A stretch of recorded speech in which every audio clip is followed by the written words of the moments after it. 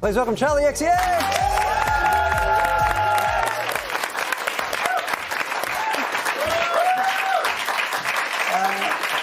Welcome back.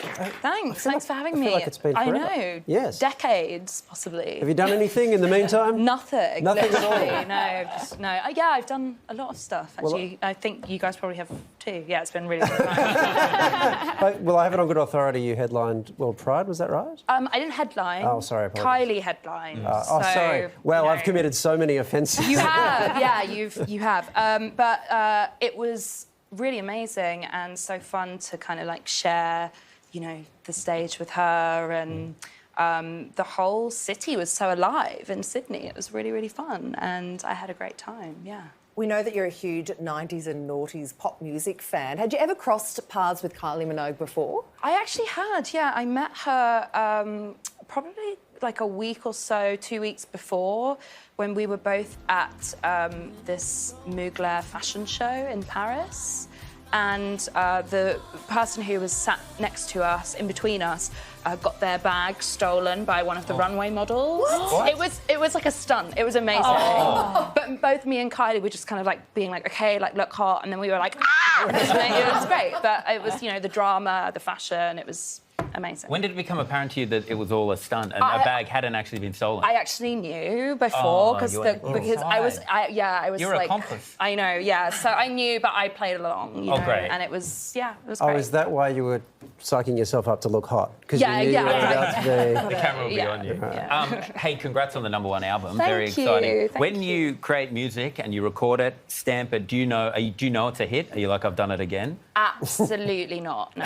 Like, never. I think, the ones that you think, oh, my God, this is a smash, it's going to be amazing, people are going to connect with it, they're the kind of the worst songs, that absolutely everybody is like, what is this?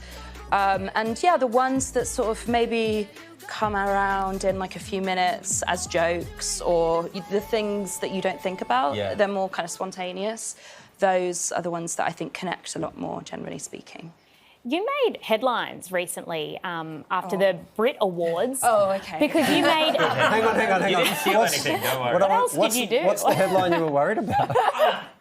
I'm saying... You made a really valid point, which was that the Artist of the Year category only had male nominees. Is it scary to stick your neck out like that?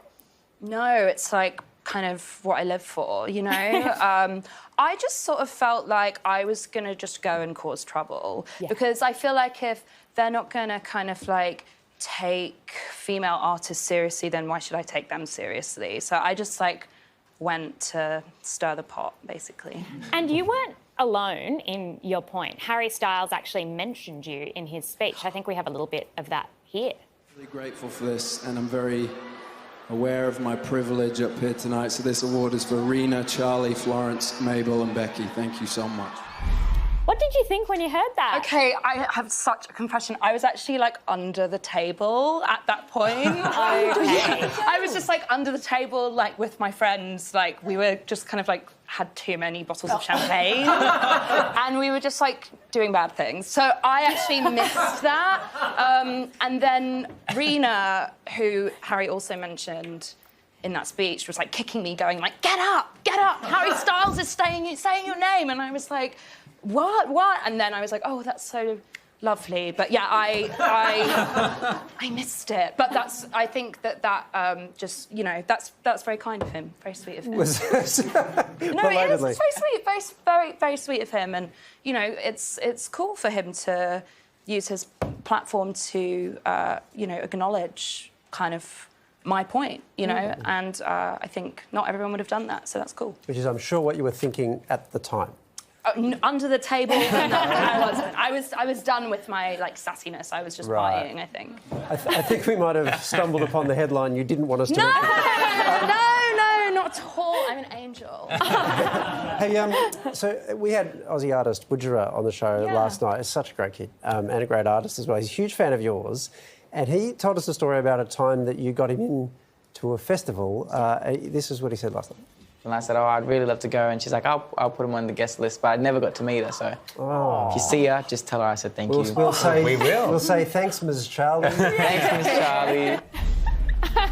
So, very so sweet. thanks. Yeah. I've heard a lot about Budra. I've heard that he is like one of the sweetest, most lovely people. Yeah. And we're actually playing festivals at the moment together because we're doing a festival called For the Love. So hopefully I'll be able to get to catch his set.